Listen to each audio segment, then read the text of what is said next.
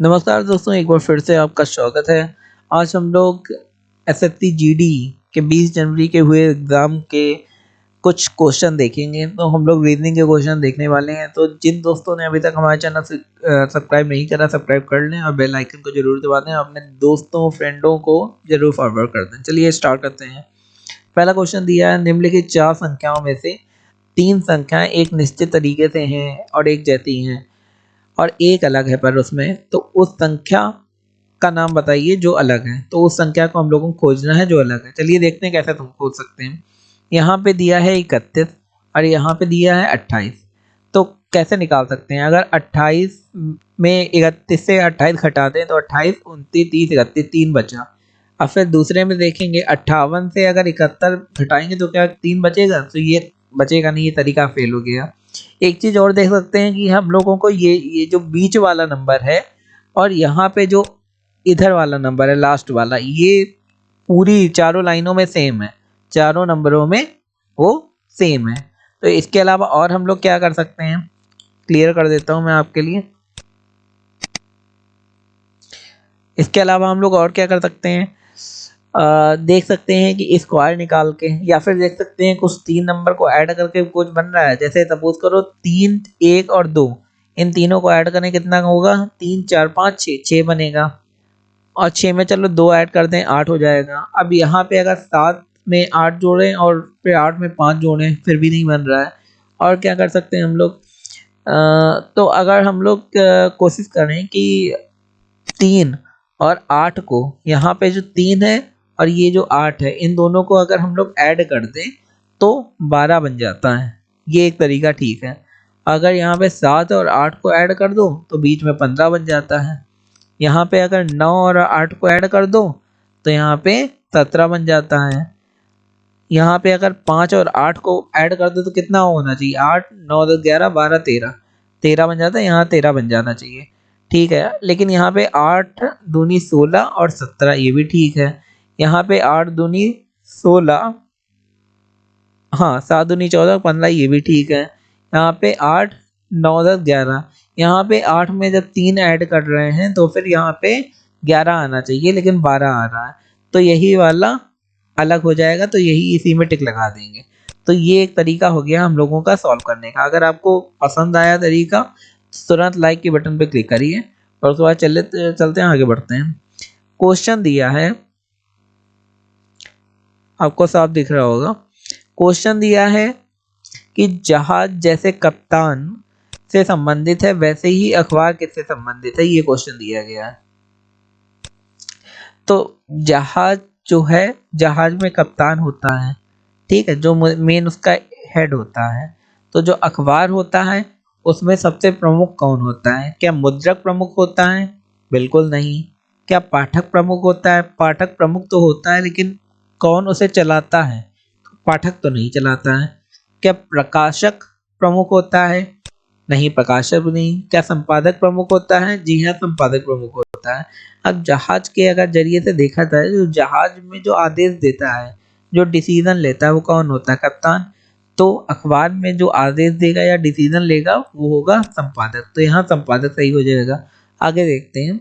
जैसे मोची का संबंध चमड़े से है, मोची चमड़े में काम करता है, तो दर्जी किस में काम करेगा भाई? कपड़े में काम करेगा। यहाँ कमीज लगा के मत आना, ठीक है। आगे देखते हैं। निम्नलिखित शब्दों में से विषम शब्द को चुनिए जो सबसे अलग है। तो एक तो हो गया नाक, उसके बाद हो गया होंठ, उसके बाद हो गया गला, उसके बाद हो गया आंखें। तो इसमें सबसे विषम शब्द कौन सा है? ये विषम शब्द गला है। गला क्यों विषम शब्द है उसका भी रीजन बता रहा हूं मैं आपको। जो नाक, होंठ और आंखें हैं, ये हमारे सेंसर हैं जिससे हम लोग महसूस कर सकते हैं। जैसे आंख से देख सकते हैं, होंठ से कुछ चीख सकते हैं, स्वाद ले सकते हैं, नाक से सांस ले सकते हैं। तो ये सेंसेस हैं, जबकि गला कोई सेंस नहीं है, उससे हम लोग कुछ सीख नहीं सकते या कुछ महसूस नहीं कर सकते। तो ये सबसे अलग हुआ। आगे देखते हैं। निम्नलिखित शब्दों में से विषम शब्द को चुनिए। यहाँ भी आ गया। अब पहला शब्द ये है महासागर, उसके बाद है कुआं, उसके बाद टैंक है, उसके बाद झील है। तो ये तो सिंपल सा है, आप टैंक लगा के आएंगे क्योंकि टैंक एक प्राकृतिक है, आर्टिफिशियल है, बाकी सब नेचुरल है। आगे देखिए। समाचार पत्र का संबंध अगर पाठक से है तो रोटी का संबंध किससे होगा? तो अब सिंपल से समझिए, समाचार पत्र का यूज कौन करता है? वो उसका पाठक करता है, ठीक है। तो रोटी का यूज कौन करेगा? वो उसका उपभोक्ता करेगा रोटी का। बेकर तो रोटी को बनाता है, हम लोग यूज करने की बात करें, यूज कौन करेगा? खरीदार खरीदारी करता है, लेकिन जरूरी नहीं वही पड़े। गेहूं का तो कोई मतलब ही नहीं, तो रोटी का कौन यूज करेगा? वो होगा उपभोक्ता। आगे देखिए, आशावादी का प्रश्न होता है तो निराशावादी का क्या होगा? ये तो बिल्कुल सिंपल है, उदास आप लगा के आएंगे तुरंत। आगे देखते हैं, ये क्वेश्चन काफी इंपॉर्टेंट है और मजेदार भी है। एक खास कोड में रेल को 5796 लिखा जाता है और टेप को 3748 लिखा जाता है, तो इसी कोड में पेयर को क्या लिखा जाएगा? सिंपल सी बात है, इसमें कोई दिमाग भी नहीं लगाना है आपको। यहाँ पे आपको ए दिख रहा है, यहाँ भी ए दिख रहा है, और दोनों सेकंड नंबर में ए हैं, दोनों की वैल्यू ही 7 है। यहाँ भी ए की वैल्यू 7 है, यहाँ पे भी ए की वैल्यू 7 है। तो इसका मतलब यहाँ पे जो ए है उसकी वैल्यू 7 होगी, ठीक है। उसके बाद P यहाँ पे है और P यहाँ पे भी है, तो यहाँ P की वैल्यू है 4। तो यहाँ पे चलो हम लोग कर देते हैं 4। और उसके बाद I की वैल्यू देख लो, यहाँ I की वैल्यू क्या है? 9। तो यहाँ पे कर देते हैं 9, ठीक है। और इसके बाद R बचा है, R की वैल्यू यहाँ पे क्या दी गई है? 5। तो यहाँ कर देते हैं 5। तो आपका कौन सा सही हो गया? पहला वाला आपका सही हो गया। आगे देखते हैं क्वेश्चन। निम्नलिखित शब्दों को तार्किक और सार्थक रूप में क्रम में लिखिए। अब क्रम में कैसे लिखा जाएगा?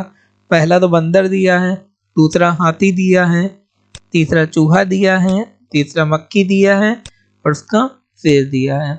तो क्रम में क्या इस तरीके से लिखा जाएगा, कौन किसको खाता है? तो यहाँ पे वो क्रम तो नहीं बन रहा है, क्योंकि हाथी को ऐसे शेर भी खाता है और मक्खी को तो कोई नहीं खाता है। तो क्रम किस तरीके से बनेगा? क्रम इंसान के साइज के ऊपर बन सकता है। जैसे मक्खी सबसे छोटी होती है, तो इसे क्रम में सबसे पहले लिख देते हैं, ठीक है। उसके बाद चूहा दूसरे नंबर पे साइज के अनुसार, फिर तीसरे में बंदर साइज के अनुसार, चौथे में शेर साइज के अनुसार और पांचवें में हाथी साइज के अनुसार। तो ये हमारे आंसर आए। चलिए आंसर मैच करते हैं।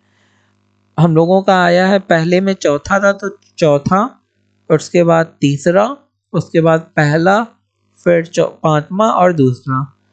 तो पहले कौन सा था हमारा? चौथा, तीसरा, उसके बाद पहला, फिर पांचवा और फिर दूसरा, ठीक है। पहला वाला हमारा सही हो जाएगा। तो ये था तरीका इसे सॉल्व करने का। आगे देखिए, ये काफी इंपॉर्टेंट क्वेश्चन है।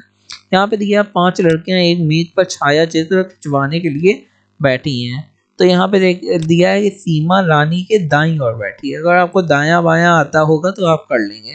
तो जो सीमा है, यहाँ पे देखिए, सीमा रानी के दाईं ओर बैठी है। चलो बैठा दो सीमा को रानी के दाईं ओर, और तथा बिंदु के बाईं ओर बैठी है।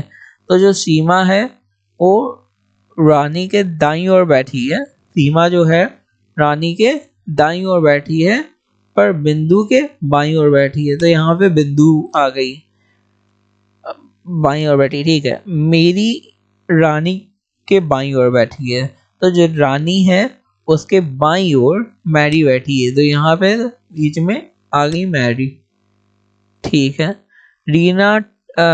रीटा रानी और मैरी के मध्य में क्या संबंध है?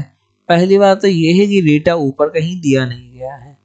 कहीं दिया गया रीटा कहीं नहीं दिया गया, लेकिन पूछ गया है कि रीटा रानी और मैरी के बीच में क्या संबंध है।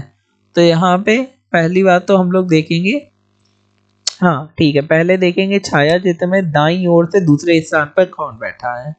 तो दाईं ओर से दूसरे स्थान पर, तो हमारा दाहिना ये है और इसके दूसरे स्थान पे बैठी है सीमा। तो हम लोग सीमा पे टिक लगा देंगे तुरंत। ऐसे अगर आप लिख लेंगे एग्जाम में तो आपका 5 मिनट में हल हो जाएगा। ये एक शॉर्ट ट्रिक है। छायापति में बाईं ओर से दूसरे स्थान में कौन बैठा है? बाईं ओर से दूसरे स्थान में मेरी बैठी है, तो यहाँ पे मेरी पे टिक लगा देंगे। दोस्तों, अगर आपको हमारा वीडियो अच्छा लगा हो, हमारे चैनल को लाइक शेयर सब्सक्राइब जरूर करें, जिससे आने वाली वीडियो आपको मिल सके और हमें भी थोड़ी मदद मिल सके। धन्यवाद।